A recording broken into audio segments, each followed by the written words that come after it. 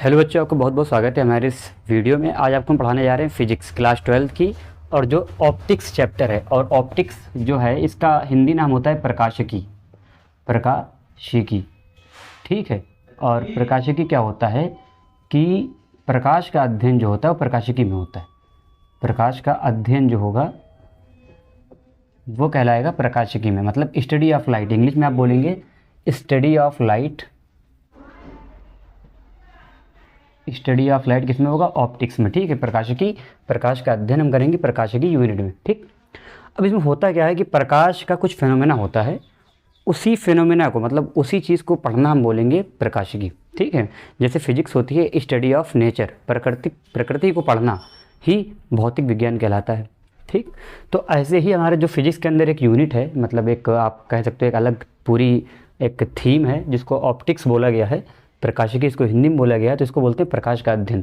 तो प्रकाश का जो भी सारा अध्ययन करके जो भी डाटा हमने कलेक्ट किया है उसको रखा है किसमें? प्रकाशिकी में। क्लियर हो गया? अब बात करते हैं प्रकाशिकी में करते क्या है, प्रकाश का अध्ययन करते हैं। तो पहला जो चैप्टर आपका मिल रहा है, जो 10th में भी आपने पढ़ा था, वो है प्रकाश। और इसमें मेनली दो टॉपिक को अच्छे से उठाया गया, परावर्तन और अपवर्तन। इसके अंदर बहुत सारी चीज़ें हैं, जैसे ध्रुवीकरण, डिफ्यूजन, बहुत सारी चीज़ें हैं। उनकी बात आगे आने वाले टॉपिक में होती रहेगी। फिलहाल आपको ये दो चीज़ें बिल्कुल अच्छे से समझनी चाहिए, क्योंकि सारा का सारा जो चीज़ है वो इन दो टॉपिक्स के अंतर्गत ही होकर निकलेगा, ठीक है। जैसे मान लिया अगर आप बात करते हैं टोटल इंटरनल रिफ्रैक्शन, यानी कि पूर्ण आंतरिक परावर्तन की, तो वो निकलता है अपवर्तन से, ठीक है। तो ये सारी चीज़ें हैं। तो आपको हम एक बात बताएं कि प्रकाश को पढ़ने के लिए सबसे पहले आपको समझना पड़ेगा प्रकाश होता क्या है। प्रकाश यानी कि लाइट क्या होती है?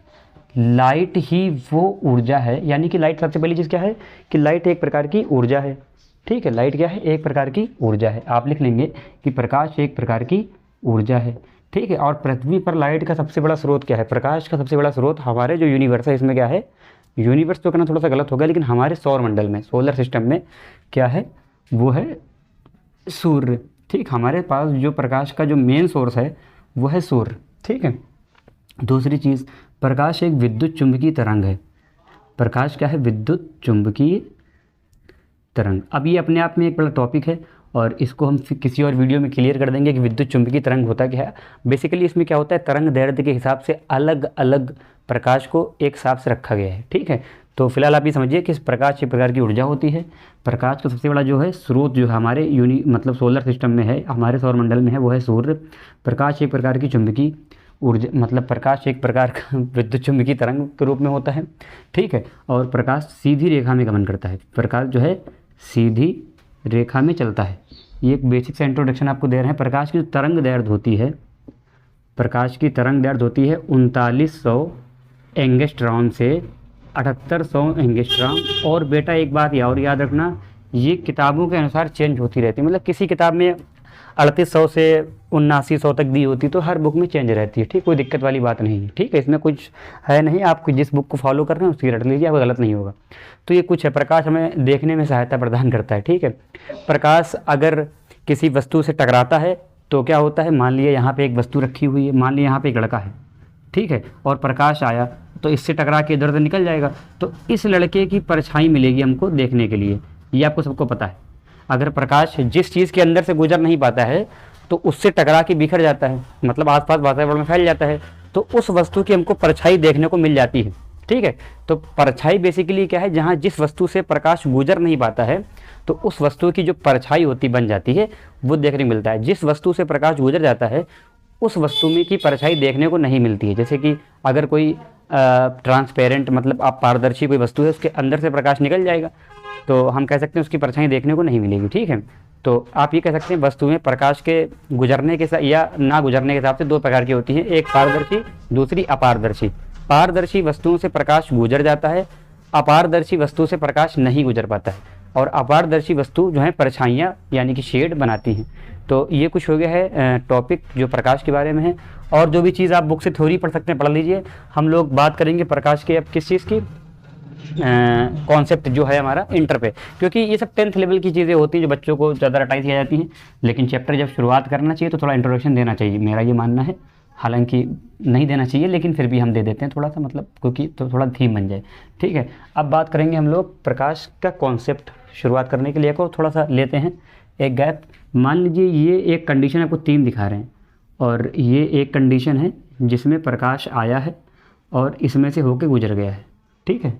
ये प्रकाश आया और इस वस्तु के आर पार गुजर गया, ठीक है। दूसरी कंडीशन लेते हैं, सेकंड कंडीशन क्या है, प्रकाश आया है और आने के बाद इसमें जो है समा गया है, मतलब गया नहीं है, इसी के अंदर रहा है।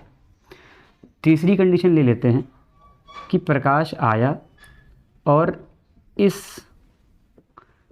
तीसरी कंडीशन में प्रकाश आया और इस वस्तु से टकराकर निकल गया। क्लियर हो गया। अब देखिए, जब भी प्रकाश किसी वस्तु के ऊपर पड़ेगा तो तीन कंडीशन हो सकती हैं। जब भी प्रकाश किसी वस्तु के ऊपर टकराएगा आके तो इसकी तीन कंडीशन निकल के आएंगी। पहली कंडीशन में क्या हो सकता है कि हो सकता है प्रकाश उसके वस्तु के अंदर जाए और बाहर निकल जाए। और आप जानते हो कि ऐसा कब होता है, जब वस्तु आपकी क्या हो, पारदर्शी, यानी कि जिसके आर पार देखा जा सके। जब वैसी वस्तु होगी ना तभी प्रकाश निकलेगा। जैसे जो ट्रांसपेरेंट पन्नियाँ होती हैं, पारदर्शी पन्नी जो सफ़ेद बिल्कुल होती है, उसके आर पार देखा जा सके तो प्रकाश निकल जाता है उसको भेजते हुए, ठीक है। इस कंडीशन में क्या है कि अगर आप धूप में काला तवा रख दें, जाके ऊपर उल्टा करके तवा रख दें, तो उसके ऊपर ये माना जाता है जो बिल्कुल श्याम तवा होगा, बिल्कुल ब्लैक कलर का, काले रंग का जो तवा होगा जिस पर रोटियाँ बनती हैं, तो वो क्या होगा, बहुत गर्म हो जाएगा। गर्म क्यों हो जाएगा, क्योंकि उसके ऊपर जो प्रकाश पड़ रहा होता है ना, वो सारा प्रकाश लगभग जो है अपने अंदर सोख लेता है, वो कहीं जाता नहीं है, वो उसका रिफ्रैक्शन या रिफ्लेक्शन मतलब परावर्तन या अपवर्तन नहीं हो पाता है, ठीक है। तो क्या होता है, वो सारा का सारा वो जो है प्रकाश ऊर्जा अपने अंदर सोख लेता है। दूसरी कंडीशन ये हो गई। तीसरे में क्या है कि कोई प्रकाश किसी वस्तु के ऊपर टकराए और टकराने के बाद वो निकल जाए, उसी जिस दिशा से आया है उसी दिशा में वो प्रकाश निकल जाए। तो इस कंडीशन में, फर्स्ट वाली कंडीशन में क्या था कि इधर अपवर्तन हुआ है। देखिए अपवर्तन क्या है, जब प्रकाश एक माध्यम से दूसरे माध्यम में प्रवेश करता है, तो देखो यहाँ से एक माध्यम अलग है, इधर दूसरा माध्यम आ गया, फिर तीसरा माध्यम, मतलब जो है एक माध्यम से दूसरे माध्यम में प्रवेश कर रहा है, अपवर्तन हो रहा है, मतलब भेद रहा है प्रकाश वस्तु को। इधर क्या है, प्रकाश जो है ऊष्मा ग्रहण की जा रही है वस्तु द्वारा, ठीक है। यहाँ पे क्या है, ऊष्मा। और ये चैप्टर थोड़ा अलग पढ़ेंगे आप जाके, इसके बारे में अलग पढ़ेंगे, ठीक है। हीट एंड मास ट्रांसफ़र में जाके पढ़ेंगे एचएमटी में।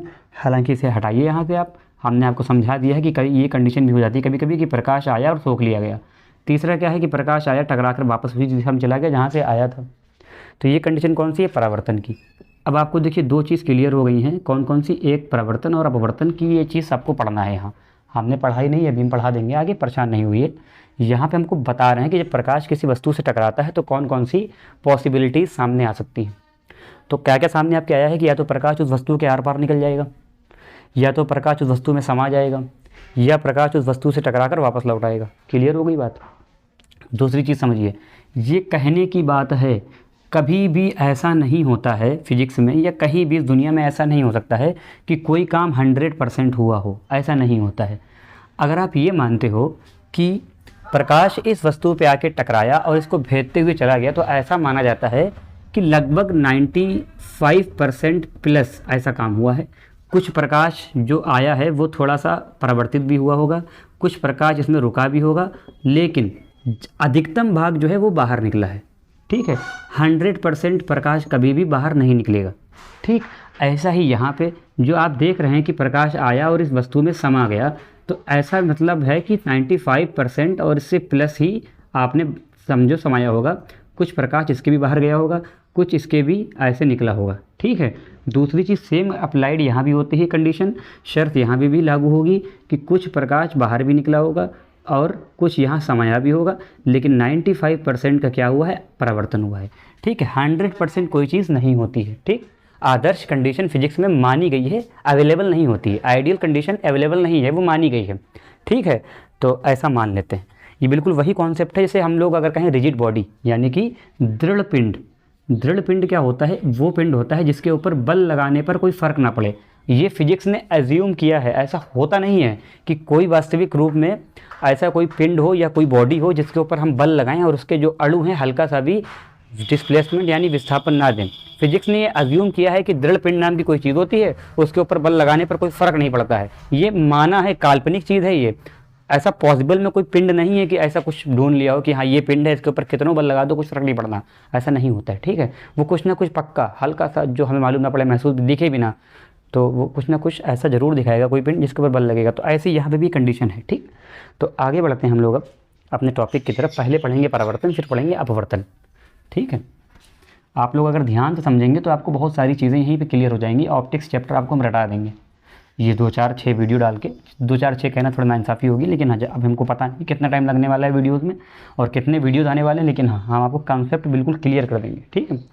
तो पहले हम लेते हैं परावर्तन टॉपिक, और जाहिर सी बात है परावर्तन लिया है तो प्रकाश का ही परावर्तन होगा, ठीक है। गेंद और बल्ले का परावर्तन नहीं होगा, ना इंसान का परावर्तन होगा, ठीक है। तो प्रकाश का परावर्तन होता क्या है, यहाँ पे लिख लेते हैं प्रकाश का परावर्तन। जब प्रकाश एक माध्यम से, मान लिया ये कोई माध्यम है, जब प्रकाश एक माध्यम पे आके टकराता है, और वो माध्यम कैसा मानेंगे हम, चिकना। यहाँ पे चिकना हमने मान लिया कि माध्यम कैसा है। जब प्रकाश किसी चिकने माध्यम से टकराता है और टकराने के बाद वापस उसी दिशा में लौट जाता है जिस दिशा से आया होता है, तो इसको बोलते हैं प्रकाश का परावर्तन। बहुत सिंपल है। जब प्रकाश किसी माध्यम से आकर टकराता है, माध्यम कैसा है, ये चिकना है, और इस माध्यम पे टकराकर उसी दिशा में लौट जाता है जिस दिशा से आ रहा होता है, इसे बोलते हैं प्रकाश का परावर्तन। इंग्लिश में बोलेंगे the bounce back of light, मतलब लाइट का वापस चले जाना, जिधर से आया है उधर ही चले जाना, ठीक है। बहुत आसान भाषा बोलनी है तो प्रकाश का उसी दिशा में लौट जाना जिस दिशा से प्रकाश आया होता है, इसे बोलते हैं प्रकाश का परावर्तन। इतना क्लियर हो गया। अब यहाँ पे कुछ शब्दावली है वो समझ लीजिए। जो आई हुई जब टकरा रहा होता है इसको बोलते हैं आपतित किरण, ठीक है। इस जो किरण टकराई है आगे इसको बोलेंगे आपतित किरण। इस इंग्लिश में इसको बोलते हैं इंसिडेंट रे, और इंग्लिश में जो टर्म शुरू है इंसिडेंट वो आई से शुरू होता है, इसलिए इसको आई से भी डिनोट करते हैं। जो टकरा कर परावर्तित होकर जा रही है किरण, इसको बोलते हैं परावर्तित किरण, ठीक है। और इसको इंग्लिश में बोलते हैं रिफ्लेक्टेड रे, इसीलिए इसको आर से लिया गया है, क्योंकि रिफ्लेक्टेड का आर से ही शुरू होता है। इतना क्लियर हो गया। अब जिस माध्यम पे ये टकरा रहा है इसको बोलेंगे माध्यम, एम बोल दो या मीडियम बोल दो, ठीक, ये चीज़ हो गई। तो आपको समझ में आ गया प्रकाश का परावर्तन क्या होता है, कि आपतित किरण जब टकराती है, टकरा के वापस चली जाती है उसी दिशा में जिधर से वायु होती है, उसे बोलते हैं प्रकाश का परावर्तन, ठीक है। दूसरी चीज़ क्या है कि जिस बिंदु पर ये परावर्तन हो रहा है इसको बोलेंगे हम आपतन बिंदु या परावर्तन बिंदु, दोनों बोल सकते हो आप। परावर्तन बिंदु भी कहीं कहीं देखा हमने, आपतन बिंदु भी, क्योंकि प्रकाश यहीं से आ भी रहा है यहीं से जा भी रहा है। क्लियर हो गया। तो ये कुछ चीज़ है, आपको समझ में आ गया है कि प्रकाश जिस दिशा से आता है और वापस किसी चिकनी सतह पर टकराने के बाद वो वापस उसी दिशा में चला जाता है जिधर से वो आ रहा होता है, इसको बोलते हैं प्रकाश का परावर्तन, ठीक। क्लियर हो गया। अब बात करेंगे हम लोग आगे परावर्तन के नियम, ठीक है। मक्खी भाग जाओ। परावर्तन के नियम की हम लोग बात करेंगे। बहुत ही सरल है, आप लोग सब 10th में से पढ़ के आए हैं, ठीक है। बहुत ईजी है ये। परावर्तन के नियम, लॉ ऑफ रिफ्लेक्शन, ठीक। देखिए क्या होता है, हम लोग ने आपको अभी बताया, हमने आपको भी बताया कि मान लिया प्रकाश है और ये कोई माध्यम है जो कि चिकना और स्मूथ सरफेस है, इसकी सतह चिकनी है मान लिया, ठीक है। ये माध्यम है और ये है परावर्तक तल, इधर वाली साइड ऊपर वाली साइड क्या है, ये है परावर्तक तल। इसमें कोई आपतित किरण आई, ठीक है, आपतित किरण आई, आई मतलब ये वाली आई नहीं, आने वाली आई, ठीक है, आपतित हुई। उसके बाद इसका परिवर्तन हुआ और ये ऐसे चली गई, ठीक। और इसको हमने क्या बोला, परावर्तित किरण।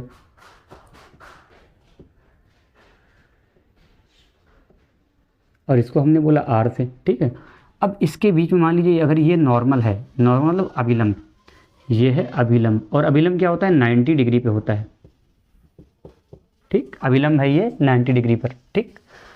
अब देखिए आपतित किरण है, परावर्तित किरण और अभिलंब है। पहला पॉइंट है आपतित किरण हम जो आई से डिनोट कर रहे हैं, और परावर्तित किरण जो कि आपने आर से डिनोट कर रखा है यहाँ पे, और अभिलंब जिसको हम एन नॉर्मल बोलते हैं इंग्लिश में, इसीलिए इसका पहला लेटर एन ले लिया हमने। और आपतित किरण आई, परावर्तित किरण आर, और अभिलंब यानी कि एन, ठीक है। ये तीनों सदैव एक ही तल में होंगे, ठीक। ये तीनों सदैव एक ही तल में होंगे, यानी कि यहाँ लिख लो, ये तीनों सदैव एक ही तल में होंगे। परावर्तन के नियम में पहला नियम ये है कि आपतित किरण आई, परावर्तित किरण R और अभिलंब तीनों सदैव एक ही तल में होंगे। ठीक है, अब जो दूसरा पॉइंट है वो क्या है हमारे पास कि आपतित किरण का कोण आप कहाँ से लोगे, नॉर्मल से। आपतित किरण का कोण आप लोगे हमेशा नॉर्मल से, एंगल I, और परावर्तित किरण का कोण हमेशा नॉर्मल से लोगे परावर्तित किरण की ओर, जो कि हो जाएगा एंगल R। आप गलती मत करना जो मैंने गलती की थी अपने समय में, और ये हम हर वीडियो में बताया है, हर क्लास में बताया है, अभी तक जितनी बार मैंने पढ़ाया चैप्टर वाला, तो हमने यहाँ से ले लिया था, मतलब माध्यम से ले लिया था। माध्यम क्या है, ये माध्यम से किरण की तरफ नहीं लेना है, नॉर्मल से किरण की तरफ लेना है। हमेशा किरण से, अगर नॉर्मल से अपवर्तित किरण की तरफ आप जा रहे हो तो क्या होगा, तब आप उसे बोलेंगे आपतित किरण का कोण एंगल I। अगर नॉर्मल से जा रहे हो परावर्तित किरण की तरफ तो आप उसे लेंगे कौन सा, परावर्तित किरण का कोण एंगल R। इतना क्लियर हो गया। अब बात करते हैं कि पहला नियम क्या है कि एंगल परावर्तित किरण, आपतित किरण और अभिलंब ये तीनों सदैव एक ही तल में होंगे। पहला ये नियम हो गया। दूसरा नियम हुआ कि एंगल I यानी आपतित किरण का कोण हमेशा बराबर होगा एंगल R के, यानी कि परावर्तित किरण के कोण से। आपके यही दो नियम हैं। अब अगर हम आपसे ये पूछें कि परावर्तन के नियम फॉलो कहाँ होंगे, कहाँ पे आप लागू करेंगे परावर्तन के नियमों को, तो आपका जवाब ये होना चाहिए कि परावर्तन के नियम को हम कहाँ लागू करेंगे, जहाँ कहीं परावर्तन हो रहा होगा। अगर परावर्तन बादलों पर हो रहा है तो परावर्तन के नियम बादलों पर भी लागू होंगे। अगर परावर्तन हमारे ऊपर हो रहा है तो परावर्तन के नियम हमारे ऊपर भी लागू होंगे। अगर परावर्तन कुर्सी पर, ज़मीन पर, पेड़ पर, चिड़िया पर, घोंसले पर, कहीं भी हो रहा है, वहाँ पे परावर्तन के नियम लागू होंगे। तो आपने परावर्तन के नियम सीख लिए हैं और आपको ये आते भी होंगे पहले से। बहुत ज़्यादा कठिन टॉपिक नहीं था, बहुत बेसिक टॉपिक है और ऑलमोस्ट हाई स्कूल का तो इम्पोर्टेंट है, लेकिन क्योंकि ये पढ़ा रहे हैं शुरुआत से तो बताना ज़रूरी है। ठीक है, अब बात करते हैं परावर्तन के प्रकार की। ठीक है, बता दें, अब बात करेंगे परावर्तन के प्रकार की।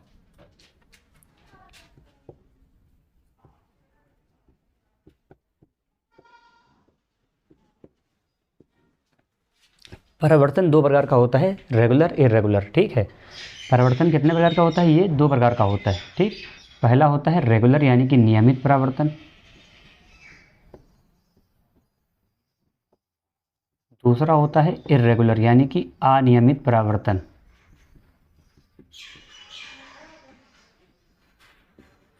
ये बात क्लियर हो गई।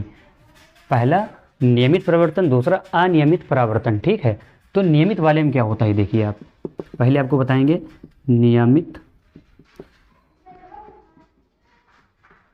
परावर्तन। ठीक, देखिए मान लीजिए कोई सरफेस है ये, और नियमित परावर्तन में जो सरफेस होती है, जो माध्यम होता है, ये बहुत ही अधिक चिकना, अत्यधिक चिकना, ये समझ लीजिए आप कि ये कैसा है, अत्यधिक चिकना। सतह जो होती है इसकी अत्यधिक चिकनी होती है नियमित में। और नियमित का मतलब होता है कि कोई चीज़ नियम से हो, कोई चीज़ रेगुलर हो, नियम से हो, ये होता है नियमित का मतलब। बात समझिए यहाँ पे कि परावर्तन के जो जो आपतित किरण जो आ रही हैं सोर्स से, अपने मान लीजिए सूरज से जो किरणें आ रही हैं, ये हमेशा आएंगी नियमित रूप से, ये हमेशा नियमित रूप से आएंगी। ये बात समझ में आ गई। मान लीजिए आने वाली incident ray I1, I2, I3 और I4 है, ये नियमित रूप से आई है। तो नियमित परावर्तन में क्या होगा, नियमित रूप से आने वाली आपतित किरणें नियमित रूप से ही परावर्तित होंगी।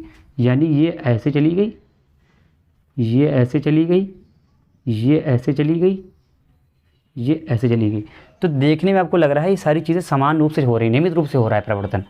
तो ये वाली कौन सी थी, ये थी R1 हो गई आगे जाके, क्योंकि रिफ्लेक्टेड रे बोलेंगे, क्योंकि वहाँ पे क्या है, परावर्तित किरण हो गई आगे। ये वाली R2, ये वाली R3 और ये वाली R4 हो गई। ठीक है, तो आपको समझ में आ गया है कि नियमित परावर्तन में परावर्तित जो होता है, परावर्तन होता है, वो नियमित रूप से होता है। किरणों का परावर्तन जैसे आई होती है किरणें, वैसे ही नियमित रूप से गई होती हैं। इतना क्लियर हो गया आपको। अब दूसरी चीज़ देखिए, वहीं अगर हम बात करें अनियमित परावर्तन की,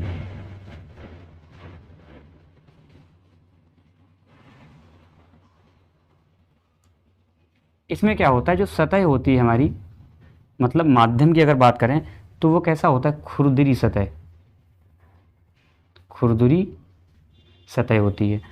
अनियमित परावर्तन की जो सतह होती है खुरदरी होती है, यानी कि आप समझ सकते हो इसमें जो सतह है वो इस टाइप की होती है, खुरदरी। ठीक, अब इसमें क्या होगा, कि जो किरणें आई हैं, अच्छा किरणें जो आएंगी हमेशा नियमित रूप से, आपतन जो होगा किरणों का हमेशा नियमित रूप से होगा, वो कभी भी कैसा अनियमित नहीं होगा, ठीक है। आपतन कभी भी अनियमित नहीं होगा, याद रखना, वो हमेशा नियमित रूप से ही होगा, ठीक। बिखरी हुई किरणें कभी नहीं आएंगी, वो हमेशा पैरेलल होंगी, ठीक है। अब बात समझिए, मान लीजिए ये I1 है, ये I2 है, ये I3 है, ये I4 है, और ये ऐसे गई I1, तो ये हो गई R2 परिवर्तन के पश्चात, सॉरी R1 हो गई परिवर्तन के पश्चात। अब मान लो ये ऐसे निकल गई, ये हो गई हमारी R2, और ये इधर भाग गई, इसको हमने बोला R3, और ये ऐसे जाके जा रही है, इसको हमने क्या बोला R4। अब आप देख लीजिए यहाँ पे क्या था, 1 2 3 लाइन से आई, इधर 1 2 3 लाइन से गई, और जैसी आ रही हैं वैसी ही जा रही हैं। लेकिन यहाँ पे क्या है, यहाँ पे R2 I1 I यूँ निकल, आप देखिए आने का जो स्पेक्ट्रम है दोनों में समान है, लेकिन जाने का भी कितना डिफरेंस आ रहा है। इसमें रेगुलर रूप से जा रही हैं, इसमें इर्रेगुलर रूप से जा रही हैं, अनियमित रूप से जा रही हैं, जिसकी मर्जी जहाँ जा रहा है वो जब वहाँ वो जा रही हैं। एक बात याद रखना, परावर्तन के नियम यहाँ भी लागू होंगे, परावर्तन के नियम यहाँ भी लागू होंगे, ठीक है। दूसरी चीज़, सबसे बड़ी चीज़, एंगल I बराबर एंगल R यहाँ भी लागू होगा, और एंगल I बराबर एंगल R यहाँ भी लागू होगा, जो कि परावर्तन का दूसरा नियम है। आप ये कहेंगे सर ये वाली किरण इतनी झुक रही है, ये वाली किरण इतनी झुक रही है, तो कैसे लागू होगा। ये एक बात और याद रखना, I1 का जो एंगल I1 एंगल R1 के ऊपर बराबर होगा, ठीक है, एंगल R2 के ऊपर। अब भाई एंगल 2 जो है ये इसके लिए लागू है, R2 के लिए, I2 का एंगल R2 के लिए लागू होगा, ना कि R4 के लिए, याद रखना, ठीक है।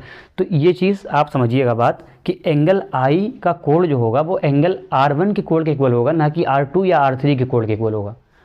ये बात समझ में आ गई है। ये सिर्फ यही लागू होंगे नियम सारे बराबर, ठीक, क्योंकि ये रेगुलर रिफ्लेक्शन है। यहाँ पे नहीं लागू होंगे क्योंकि यहाँ पे सरफेस इरेगुलर है।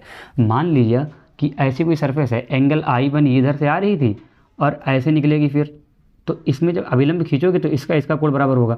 अब मान लीजिए I2 यहाँ पे आ रही तो ऐसे भागेगी इस टाइप से, तो इसका अभिलंब ऐसे आएगा, तो इसके एंगल हमेशा बराबर रहेंगे, ठीक है।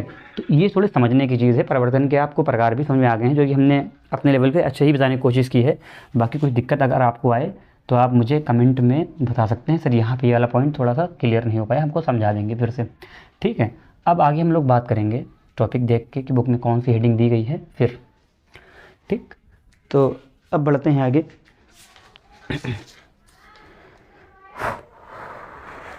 गोलीय दर्पण की बात करेंगे। गोलीय दर्पण क्या, पहले हम दर्पण की बात करेंगे, दर्पण होता क्या है, ठीक है। देखिए दर्पण यानी कि मिरर, ये क्या होता है, मिरर क्या होता है, देखिए सुनिए। दर्पण क्या होता है कि किसी भी चिकनी सरफेस हो, कोई भी चिकना जो वस्तु हो, उसके एक तरफ कलई करने के बाद हमें दर्पण प्राप्त होता है। दर्पण में हम अपना चेहरा देखते हैं, ठीक है, प्रतिबिंब बनता है दर्पण में, ठीक है।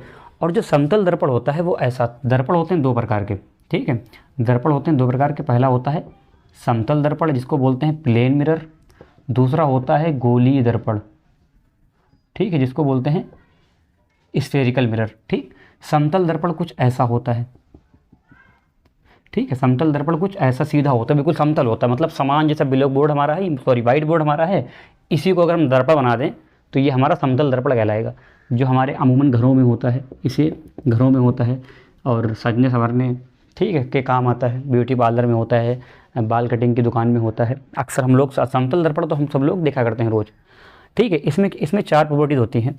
समतल दर्पण में क्या होता है, मान लीजिए ये हमारी सरफेस है, ठीक है, यहाँ पे हम लोग खड़े हैं और ये हमारा जो है दर्पण है, तो ये जो बंदा यहाँ पे खड़ा हुआ है, ठीक, इसमें क्या है कि प्रतिबिंब की दूरी अगर यहाँ पे 10 सेंटीमीटर, सॉरी वस्तु की दूरी अगर यहाँ पे 10 सेंटीमीटर की है, तो दर्पण से ठीक उतनी ही दूर 10 सेंटीमीटर की दूर पे ही जाके इसका प्रतिबिंब बनेगा।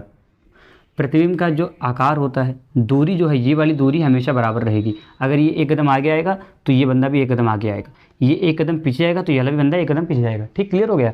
दूसरी चीज़, इसका जो आकार है ये भी समान रहेगा, मतलब बिल्कुल समान रहेगा, ठीक है।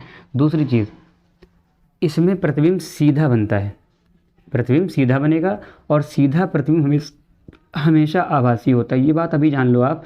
सीधा प्रतिबिंब जो होगा वो हमेशा आभासी होगा और उल्टा जो प्रतिबिंब होता है वो हमेशा कैसा होता है, वास्तविक। वास्तविक अभी प्रतिबिंब आएगा तब बता देंगे, परेशान नहीं है, लेकिन फिलहाल इतना समझ लो कि समतल दर्पण में बनने वाला प्रतिबिंब सीधा और आभासी होता है, इनकी दूरी हमेशा समान होती है, बस इसमें इतना, इनका आकार भी बराबर होता है, आकार भी बराबर होता है। ऐसा नहीं है कि जब हम लोग अपने घरों में कंघा करने के लिए शीशा उठाते हैं तो हम इतने हैं और दिख रहे हैं खूब मोटे ताजे, ऐसा नहीं होता, ये बहुत पतले दिख रहे हैं, ऐसा नहीं होता, आकार भी समान रहेगा, दूरी बराबर रहेगी, बस इतना फ़र्क होता है कि पार्श्व देखने को मिलता है, उसको हिंदी लेटरल इन्वर्जन इसको इंग्लिश में बोलते हैं। अब इसकी देखो हिंदी हमें दिमाग से निकल गई है, लेटरल इन्वर्जन। अब इसकी जो है हिंदी हम थोड़ा, सॉरी किताब में देख लेते हैं इसकी हिंदी, सॉरी भूल गए, कहाँ गया समतल दर्पण यार, चलो छोड़ो, वो देख लेना अपने आप किताब में। समतल दर्पण में जो है प्रतिबिंब बनने की जो क्वालिटीज़ होती हैं, मतलब प्रॉपर्टीज़, उसमें देखो कि तो आखिरी मिलती है लेटरल इन्वर्जन। इसको पार्श्व करके कुछ बोलते हैं, अभी हमें याद नहीं आ रही क्या बोलते हैं, ठीक है, पार्श्व व्युत्क्रम बोलते हैं, इन्वर्जन का मतलब व्युत्क्रम होता है, तो पार्श्व व्युत्क्रम समझ लो यही होता है इसका मतलब, ठीक। तो इसमें होता क्या है कि आप देखो बताया जा रहे हैं, अगर आप शीशे के सामने खड़े होंगे, अपना आप सीधा हाथ उठाएंगे तो जो दर्पण में जो सामने आपके प्रतिबिंब दिख रहा है, जो आपका ही सामने चेहरा दिख रहा है, वो अपना उल्टा हाथ उठाएगा, मतलब आपका जो सीधा है दर्पण में वो आपको उल्टा दिखेगा, ठीक है, और जो आपका उल्टा है वो दर्पण में आपको सीधा दिखेगा। इसको बोलते हैं पार्श्व विवर्तन या पार्श्व व्युत्क्रम, इसको इंग्लिश में बोलते हैं लेटरल इन्वर्जन, ठीक है। तो समतल दर्पण की 4 क्वालिटी बता दी, प्रतिबिंब सीधा होगा, आभासी होगा और लेटरल इन्वर्जन दिखाता है और आकार बराबर होगा, और ये जो दूरी है, दूरी हमेशा बराबर रहेगी, दर्पण के इधर जितना दूरी वस्तु की रहेगी प्रतिबिंब की दूरी भी उतनी ही बराबर रहेगी। समतल दर्पण के उपयोग ये सब अपनी बुक से पढ़ लेना, यह पूछे नहीं आता इंटर में, ठीक है, ये सब हाई स्कूल में पूछा आता है। अब बात करेंगे गोलीय दर्पण की हम लोग, ठीक, थोड़ा सा जितनी थ्योरी सब आपको हम इसी वीडियो में बताए दे रहे हैं, बाकी अगली बात करेंगे थोड़ी कॉन्सेप्चुअल जो चीज़ें हैं उनका हम बात करेंगे अगले वीडियोज़ में, ठीक है, मतलब आने वाले वीडियोज़ में। इस वीडियो में आपको बिल्कुल थ्योरी जो भी क्लास 10 में आप पढ़ के आए पूरा, और जो भी होना चाहिए थ्योरी जो आपको पता होनी चाहिए इंटर की ऑप्टिक्स पढ़ने से पहले, वो सारी इसी वीडियोज़ में डिस्कस कर ले रहे हैं, ठीक है। अब बात करते हैं गोलीय दर्पण यानी कि स्फेरिकल मिरर क्या होता है। गोलीय दर्पण, कांच का एक खोखला गोला लीजिए आप, कांच का एक खोखला गोला लिया, कांच का खोखला गोला हमने काट लिया, तो कांच के खोखले गोले को कहीं से भी काटोगे तो हमेशा आपको ऐसे ही मिलेगी, जो उसका सतह मिलेगी हमेशा ऐसी मिलेगी, इधर वाला काटोगे ऐसा मिलेगा, ऐसा मिलेगा। तो मतलब ये समझ लीजिए आप, जब भी आप कांच का खोखला गोला काटेंगे तो आपको क्या मिलेगा, हमेशा जो सतह है वो इसी टाइप की आपको सतह मिलेगी। और इधर आपने क्या कर दिया, पेंट, मतलब बाहरी साइड में आपने पेंट कर दिया, और पेंट करने के बाद आपने परावर्तक तल बनाया, किधर, इधर वाली सरफेस को बनाया परावर्तक तल, मतलब यहाँ पे किरणें आएंगी और इन किरणों का परावर्तन होगा, ठीक है। और इधर क्या है, कलई की हुई सतह, ठीक है, परावर्तक तल इधर है, कलई की ही सतह इधर है। देखो गोलीय दर्पण पढ़ रहे हैं, गोलीय दर्पण होता है 2 टाइप का, पहला होता है अवतल दर्पण कॉनकेव मिरर, और दूसरा होता है उत्तल दर्पण यानी कॉन्वेक्स मिरर। अवतल दर्पण में क्या होता है, जब सतह जो उभरी हुई है उसके ऊपर आप कलई करेंगे, उभरी हुई सतह के ऊपर आप क्या कर दें, कलई कर दें, और परावर्तक तल, परावर्तन हो धसी हुई सतह से, इसको बोलते हैं अवतल दर्पण। वहीं अगर हम क्या करें, ये हमारे पास क्या है, दर्पण है, उभरी हुई सतह क्या बना दें हम, परावर्तक तल, ठीक है, परावर्तक तल क्या बनाएं, उभरी हुई सतह, पॉलिश जो इधर देखो उभरी हुई सतह पर पॉलिश की है, धंसी हुई सतह पर हम क्या कर दें, पॉलिश कर दें, धंसी हुई सतह पर, तो धंसी हुई सतह क्या हो गई, कलई करी हुई, मतलब पॉलिश वाली, तो इसको बोलेंगे उत्तल दर्पण। अब देखिए ये क्या हो गया हमारे पास, उत्तल दर्पण। आप समझ लीजिए उत्तल दर्पण ऐसा बनता है, ठीक, तो ये हो गया उत्तल दर्पण। अब देखिए अवतल दर्पण कैसा होता है, ऐसा कुछ होगा, और उभरी हुई सतह पर पॉलिश करेंगे और अंदर धंसी हुई सतह पर क्या होगा, परावर्तन होगा। तो गोलीय दर्पण क्या होता है, कांच का एक खोखला गोला को काट कर हम गोलीय दर्पण बनाते हैं। जब उभरी हुई सतह पर पॉलिश करेंगे और धंसे हुई सतह से हम परावर्तन कराएंगे तो वो होगा हमारा अवतल दर्पण। जब उभरी हुई सतह से हम परावर्तन कराएंगे और धंसी हुई सतह पर हम पॉलिश कर देंगे उसको बोलेंगे उत्तल दर्पण। आपको दर्पण क्लियर हो गए, ठीक है। अब हम बात करेंगे गोली, अच्छा इतना एक वीडियो में रखें, और जो अब कॉन्सेप्ट चला है गोलीय दर्पण से संबंधित परिभाषाएं वो रखेंगे अगले वीडियो में, ठीक है। अभी के लिए इतना ही आप रखिए इस वीडियो में, ठीक।